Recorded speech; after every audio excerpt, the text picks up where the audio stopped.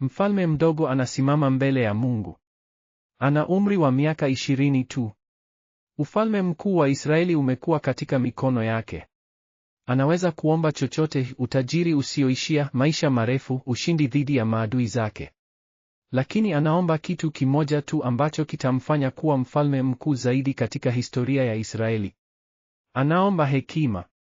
Na Mungu anafurahi sana na ombi hili, hata akampa kile ambacho hakuomba pia. Leo tunasoma hadithi ya ajabu ya Solomoni na hekima yake. Lakini kuna mambo mengi tuliyoyapoteza katika hadithi hii. Mambo ambayo yanaonyesha jinsi Mungu anavyopenda watu wanaoomba hekima kuliko wale wanaoomba mapendezi ya kidunia. Hebu tusikize kwa makini sana. Somo la leo ni kutoka katika moja Wafalme sura ya 3 aya 1 hadi 28. Solomoni alikuwa mfalme mpya. Baba yake Daudi alikuwa amekufa. Na sasa kazi kubwa ilikuwa juu ya mabega ya kijana huyu. Israeli ilikuwa taifa kubwa, wenye watu mamilioni. Walikuwa na maadui wengi. Walikuwa na mahitaji mengi. Na mfalme mpya alihitaji mwongozo wa Mungu. Hebu tusome neno la Mungu kwa makini.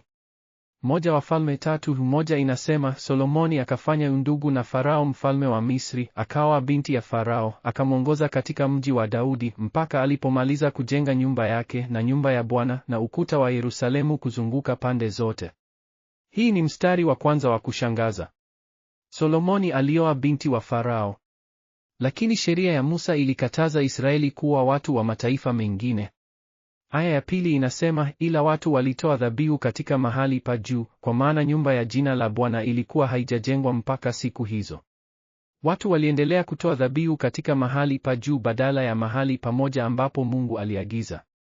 Aya ya 3 na 4 zinasema, Solomoni akampenda Bwana, akienda katika amri za Daudi baba yake, ila alitoa dhabihu na kufukiza uvumba katika mahali pa juu. Mfalme akaenda Gibeoni kutoa dhabihu huko, kwa maana hapo ndipo palipokuwa pahali pakuu pa juu. Solomoni akatoa sadaka za kuteketezwa 1,000 juu ya madhabahu hayo. 1,000 ya sadaka. Hili lilikuwa jambo kubwa sana. Solomoni alitaka kumwonyesha Mungu kwamba anamtii kwa moyo wote. Kuna mambo matatu muhimu tuliyoyapoteza katika hadithi hii. Jambo la kwanza, Solomoni alioa binti wa Farao. Hii ni jambo linaloshangaza sana. Israeli walikatazwa kuoa watu wa mataifa mengine. Torati ilieleza wazi kwamba wasiwe wazungu, kwa sababu watawageukia miungu ya kigeni. Lakini Solomoni alioa binti wa mfalme mkuu zaidi wa wakati huo. Kwa nini? Ni kwa sababu alikuwa akijaribu kuunda uhusiano wa kisiasa na Misri. Lakini hii ilikuwa ni mwanzo wa kushuka kwa Solomoni baadaye. Jambo la pili, Solomoni alitoa dhabihu katika mahali pa juu pa Gibeoni, si Yerusalemu. Mungu alikuwa amechagua Yerusalemu kuwa mahali pa ibada. Lakini hekalu halikuwa lijajengwa bado. Kwa hiyo watu waliendelea kutumia mahali pa zamani pa juu. Hii inaonyesha kwamba hata wakati wa utii, mara nyingi tunafanya mambo ambayo si bora kabisa. Jambo la tatu, Mungu alimpa Solomoni kile ambacho hakuomba. Solomoni aliomba hekima pekee.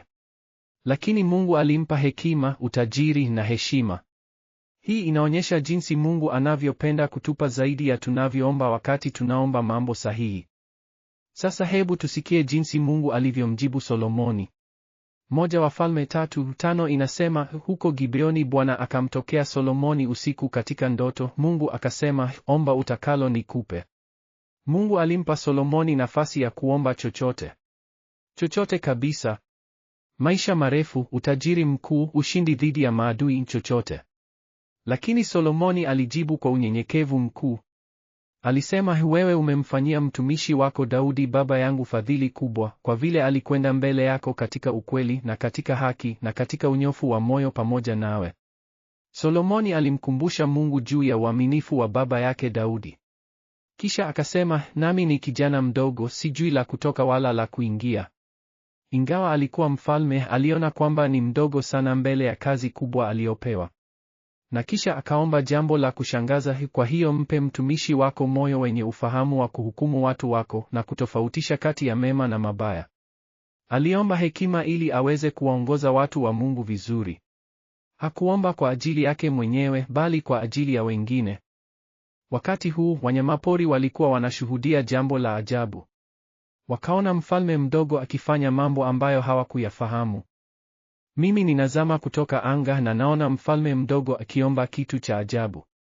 Anaweza kuomba utajiri, lakini anaomba hekima. Ni jambo la kushangaza. Mimi ni mfalme wa pori, lakini huyu mfalme wa wanadamu anaonyesha unyenyekevu mkuu.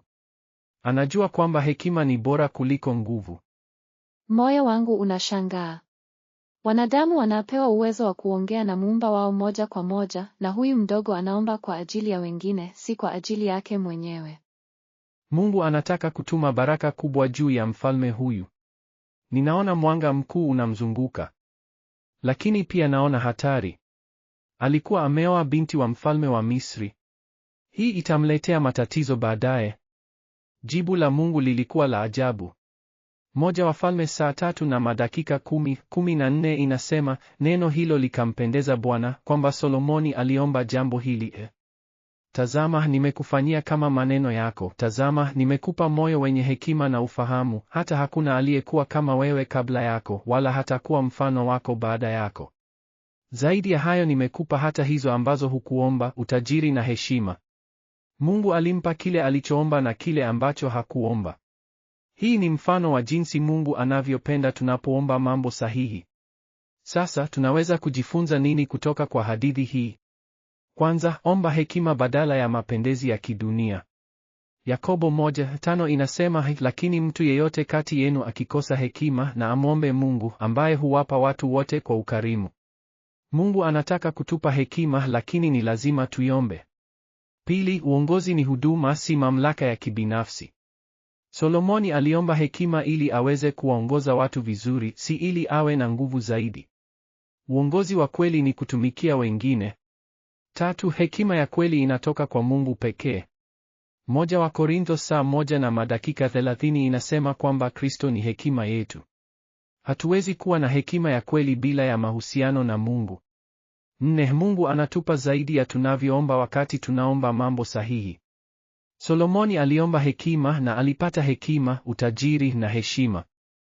Hebu tumwombe Mungu kwa pamoja. Baba wa anga, tunakushukuru kwa mfano wa Solomoni. Tunakuomba utupe hekima kama vile ulivyompa yeye. Tunajua kwamba hekima yako ni bora kuliko utajiri wote wa dunia. Tufundishe kutumikia wengine kwa hekima na upendo. Tufundishe kuomba mambo ambayo yanakupendeza, si yale ambayo yanatupendeza tu.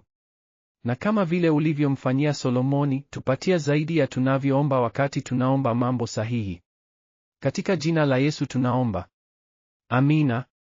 Asanteni kwa kusikiliza. Mwaka ujao tutaona jinsi Solomoni alivyotumia hekima hii katika kuhukumu kesi ngumu ya wanawake wawili na mtoto mmoja. Na pia tutaona jinsi alianza kujenga hekalu kubwa la Mungu. Mungu awabariki. Jiandikishe kwa maudhui zaidi ya kusoma Biblia.